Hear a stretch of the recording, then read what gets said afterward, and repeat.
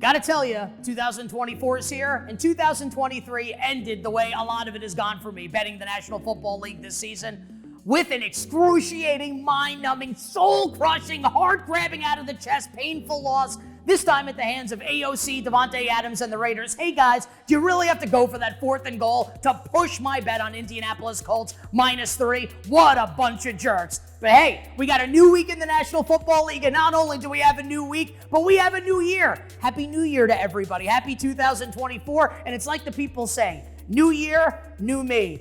Because if it's new year, old me, I'm going to be living in a cardboard box by the time next football season starts. But again, we got week 18, and then we got the playoffs here. Great money-making opportunities, and we will try to give them to you here on the Board of Spreads, presented by the king of sportsbooks, BetMGM. Download the BetMGM app. Visit BetMGM.com. I am Nick Kostos here to give you the 5 best bets for week 18 in the National Football League, and we pay homage to the Board of Spreads. Board of Spreads kind of been an ass this year. So hopefully the Board of Spreads is feeling more magnanimous in the year of our Lord, 2024. So we pay homage to the Board of Spreads, and then a public service announcement to everybody.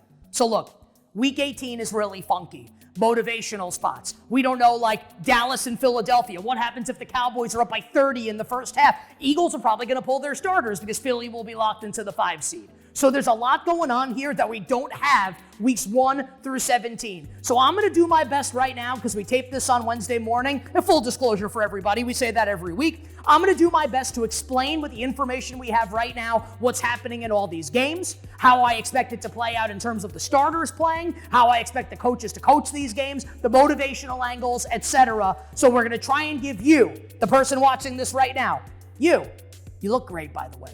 Going to try to give you the best information possible to win week 18 on the NFL. And we will start now. I don't even know, like, the games I don't like. I pretty much like everything this week. We'll do a little hodgepodge this week. We'll start here in the battle for Ohio. Is it the battle for Ohio? With Cincinnati, a 6-point home favorite against Cleveland. So here's what we've got in this game. The Cleveland Browns are locked into the 5 seed. The Browns cannot be the 6 or the 7. They cannot move up. The Ravens are AFC North champions. Home field advantage throughout the AFC playoffs. So the expectation is that Kevin Stefanski is going to sit his guys in this game. What does that mean? Joe Flacco's not going to play. Amari Cooper's not going to play. Myles Garrett is not going to play. At least that's what we think right now. It would make no sense to play these guys. Again, they are locked into the 5. Very likely will go on the road in the first round of the playoffs at the AFC South champion. The betting market tells you we'll see Cleveland at Jacksonville in the first round, and the Jaguars will presumably have Trevor Lawrence for that game. Cincinnati eliminated from the playoffs last week with the loss on the road in Arrowhead at Kansas City. So for the Bengals, this is just a game that they're playing for pride, and their quarterback, Jake Browning, he's going to want to be a starter at some point in his career. He's going to be big-time motivated, obviously, to play well in this game. At the current point spread, I think things are just right here. Stefanski's a really good coach. They're not going to lay down and get bulldozed in the game heading into the postseason. I actually think this is a no-bet game with Cincy and Cleveland, although if we find out that, like, Amari Cooper is going to play in the game, there's no way he's playing a full 60 minutes. And again, like, this is Wednesday morning, so incomplete information. I would look to play some prop unders on guys like that on the Browns if they get posted, and they are going to start in the game because they are not going to finish the game. Stefanski's way too smart to do that in a game where they have literally nothing to gain in Cleveland. They can't gain in seed. They're locked into their playoff spot already. That's one way to play Cleveland and Cincinnati coming up on Sunday. All right, let's go AFC South, and we'll do Houston and Indianapolis coming up. That's this big Saturday game. So this game's coming up on Sunday. Jaguars, 5.5-point road favorites to Tennessee. Total of the game is 40. So a couple things we don't know. We don't know who Tennessee's starting quarterback is going to be yet. Ryan Tannehill or Will, you'll love it at Levis. We don't know who the quarterback's going to be. Trevor Lawrence is going to practice on Wednesday. He is trending towards playing in the game. Maybe we see Christian Captain Kirk beam me up for Jacksonville. Maybe not. I think we more than likely see Christian Kirk for the wild card round if and when Jacksonville wins this game. Here's how I want to play this game. Once it's officially announced that Trevor Lawrence is playing, and that is the expectation, I think Jacksonville will get bet a little bit. And if this ever hits Jacksonville -6, we're going to bet on Mike Vrabel and the Tennessee Titans. Mike Vrabel, badass underdog coach. He ain't letting Jacksonville come into town and like run roughshod over his team in the last game of the season. And do we really trust the Jaguars to win by March? Oh, well, they have to win to make the play. Okay, great. Like, they're not motivated to win every week. Give me a freaking break. Titans +6 or better is how we're going to bet this game coming up. I do think the Jaguars will win and win the AFC South. All right, listen. What a stupid game this is. Easton Stick, stick it up your derriere, and the Chargers, 3-point home favorites over the Kansas City Chiefs. So Kansas City locked into the 3. The Chiefs cannot move up. They cannot move down. Kansas City is very likely to host the Miami Dolphins, assuming the Buffalo Bills win on Sunday night against Miami. We'll get to that. And then we would see Kansas City host Miami in the wild card round. Pretty good game. So, why would Patrick Mahomes play in this game? Answer, he's not going to. This is very likely to be Blaine Gabbert starting for Kansas City, and that's why we see the Chargers as a 3-point favorite. And I'll be honest, look at all, isn't it glorious? Look at all these games we've got this week. You're going to waste your time betting the Chiefs and the Chargers? I would spit on it, but that's gross, and we got people in the studio here. No bet on that game with the Chiefs and the Chargers. All right, Lions and the Vikings. Did you know, by the way, Brad Allen is refereeing the Steelers-Ravens game? They're putting this bozo back on national television. He's blown 1,000 calls this year. It's okay. Put him on the Steelers-Ravens game. So yeah, Lions got jobbed last week. Also, Dan Campbell, did I laugh really hard when he went for 2 from the 7? You bet your ass I did. I was laughing my ass off sitting on my couch. Also, Dan, you got to kick the extra point, buddy, to try and get the 2 seed. Because now if you're the 3, you probably have to go on the road to Dallas in the divisional weekend again. And you probably lose that game going away. Maybe not going away. I wouldn't pick Detroit to win that game, and be honest. Would you? I guess maybe. Anyway, Detroit's a 3-point home favorite here over the Vikings. Detroit is very likely to be the 3 seed. This is a must-win game for Minnesota. Vikings need to win and get help to get into the playoffs. Detroit is a 3-point favorite in this game, which tells me that maybe bettors are a little pessimistic about Dan Campbell staying true to his word and playing Jared Goff and the starters throughout the entire game. It doesn't seem to make a lot of sense that Dan Campbell would do that, and when they're most likely to be the 3 seed, Dallas only moves up to the 2 with a win and losses by both Philadelphia and Dallas. Extremely unlikely that happens. So I think what we'll see is Goff and company start the game. Starters get pulled at some point, and then the Vikings, we don't even know who Minnesota's quarterback's going to be. My guess is that I think they actually go back to Josh Dobbs. Dobbs or Mullen, never the Iceman, Jaron Hall, mouth looking something like a disco ball. So this game's a minefield right now. I think you need to wait until later in the week to bet it. Incomplete information at the moment. All right. We'll go to Seattle and Arizona. Man, Seattle, it's one of the worst losses this franchise has had in a long time. Losing at home to the Pittsburgh Steelers last week, absolutely brutal playoff destiny in front of them. Now the Seahawks need to win, and they need help to get into the playoffs as a wild card team. Problem, on the road at Arizona. How about that, by the way? It's I didn't play Tears of the Kingdom, but apparently because you kill Ganon at the end of Zelda Breath of the Wild, and then he's back to start the next game. That's like Jonathan Gannon. The Eagles fans thought they killed him at the end of Breath of the Wild, and then he came back, Tears of the Kingdom. It was Tears of the City of Brotherly Love last Sunday because the Cardinals went into Philadelphia and knocked off the Eagles in incredible fashion. So Kyler Murray's their franchise quarterback. They've said it. They're probably going to draft a wide receiver early in the draft. This Arizona team's a little dangerous right now. So what I think's going to happen, I think Arizona's going to get bet. I think this is going to come up 3. We're going to see Seattle as a maybe 2.5, a juice 2.5. And if that's the case, I still think Seattle's a lot better than Arizona. Eagles kind of circling the drain right now. Seattle minus 2.5 is how I'm going to look to bet this game coming up on Sunday in the desert against the Cardinals. All right, let's hit the 2-team teaser. The lock of the millennium here for Week 18. The lock of 2024, Week 18 in the NFL. All right, here's the 2-teamer. We don't have to spend a lot of time on this game. Jarrett Stidham starting for the Broncos. They're plus 2.5 at the Raiders. Does anyone really think that the Raiders are going to win this game by 10 points? Sean Payton would probably sacrifice, I don't know if one of his kids, but would maybe push a grandmother in front of a bus to win this game and finish over 500. You don't think he cares about that even though they're eliminated from the playoffs? Of course he does. So maybe the Broncos lose the game. Are they going to get blown out? In the immortal words of Stone Cold Steve Austin, Broncos plus 8.5. And then let's tease Tampa. I don't know if the Bucs are going to cover the spread on the road in Carolina. The Panthers are horrendous. The owners throwing drinks at people like he's on the Real Housewives of Raleigh or something. It's absolutely ridiculous. I don't know what this guy's thinking here. He sucks. The Panthers suck. Tampa very likely to win. And when Tampa wins, they will be NFC South champions and likely host the Eagles on Wild Card Weekend. So let's tease the Bucs down to just win the game through 0, whatever. It's basically Tampa to win with Denver plus 8.5. I think that is a winning 2-team teaser coming up for Week 18 in the National Football League. One of these games doesn't require a lot of explanation. One of them does. We'll start with the game that doesn't. Houston and Indianapolis, Saturday night. Can't wait for this game. Now, normally, I think Kevin Stefanski has won Coach of the Year. Like, I think it's done.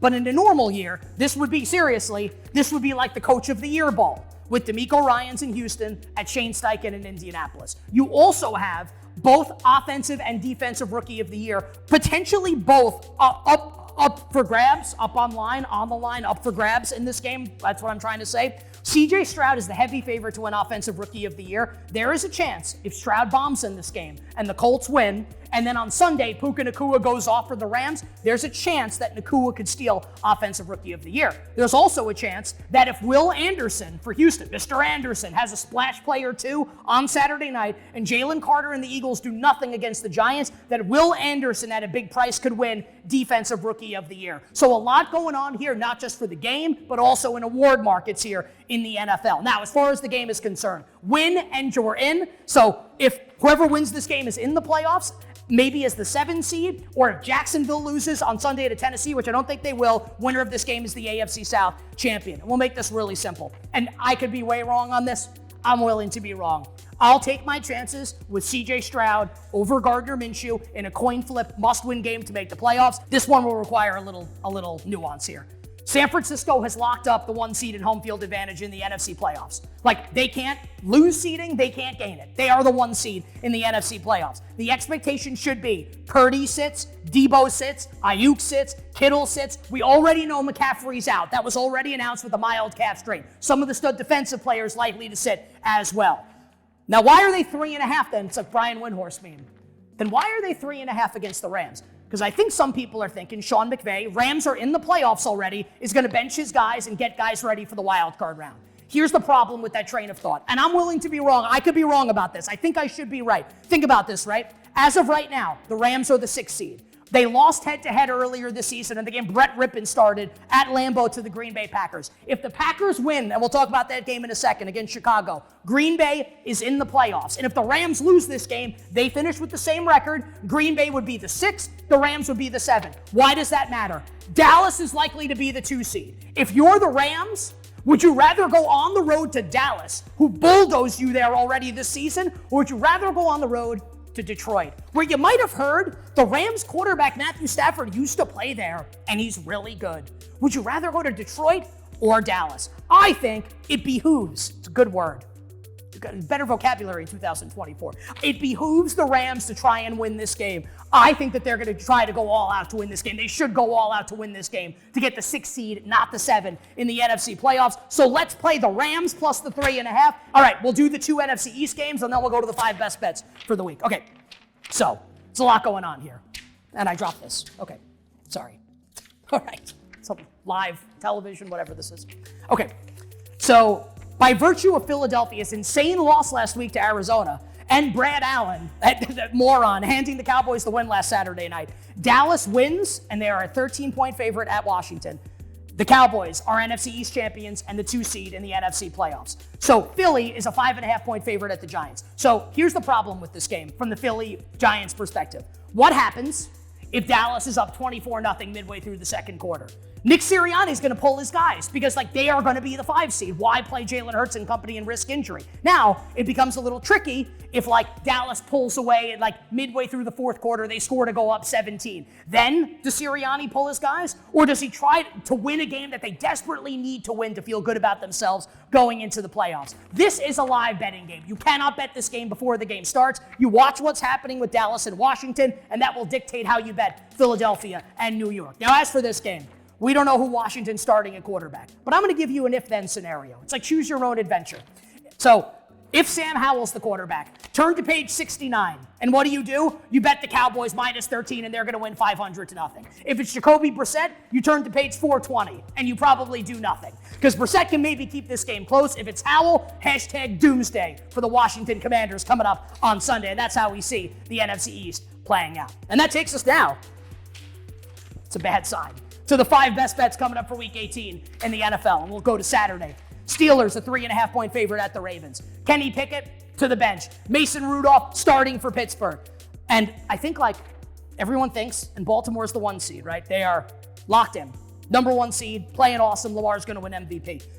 Do you all really expect, and it can happen, just organically it can happen, that like the Ravens are just gonna like let their hated rival come to town in their house and just like lambaste them and root to try and make the playoffs? Like, do people really think that John Harbaugh, one of the best coaches in the NFL, really John Harbaugh is gonna let that happen? In the immortal words of Stone Cold Steve Austin, don't trust anybody. Ravens plus 3.5 here is my favorite bet of the week. Ravens to keep this game close. Tyler Huntley's one of the best backup quarterbacks in the league when Lamar doesn't play. Give me the Ravens plus the 3.5. I wouldn't be surprised if the Ravens won this game outright and bounced Pittsburgh from the playoffs. Buffalo Bills fan here would love to see that happen coming up on Saturday with the Steelers and the Ravens. All right, let's go to New Orleans and Atlanta.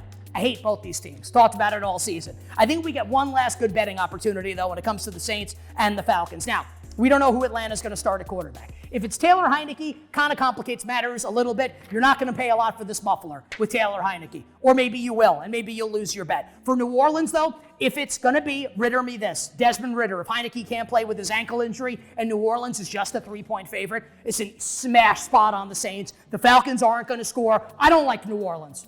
I don't like Derek Carr. I don't like Dennis Allen, but I love the Saints in this game. I like it if it's Heineke. I love it if it's Desmond. Ritter me this. And Ritter me this. If Arthur Smith is the coach of the Falcons on Monday morning, if Atlanta loses this game, let's drug test Arthur Blank and see what the hell's going on in Atlanta. Because Arthur Smith, he got to go.